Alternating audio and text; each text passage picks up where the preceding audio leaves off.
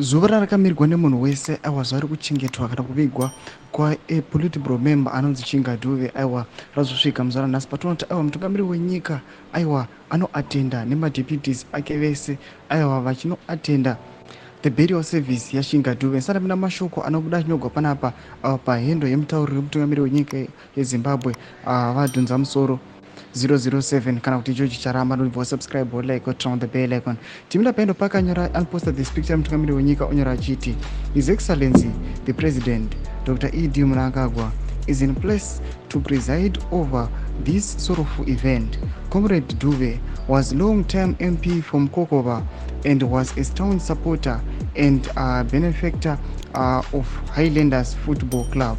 He was a member of the ruling party's Politburo.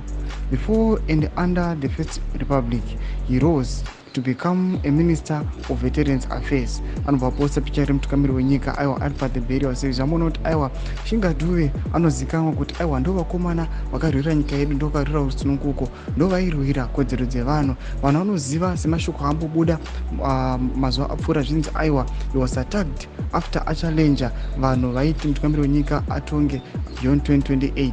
Nyange zvavo mashoko iwo akadismisswa achinzi aiwa anga neillness yakayava nedecade kana kuti 10 years. Panapa tinoona kuti Chinga Dube remains a warrior, a hero yenyika yeZimbabwe. Tona aiwa nyika yose inomuremember muzuva ranhasi. Tudze mafungiro enyu moti kudii pamusoro pechitiko ichi pinda comment section medu mutudze mafungiro enyu, musangano subscribe or like channel, turn on the bell icon.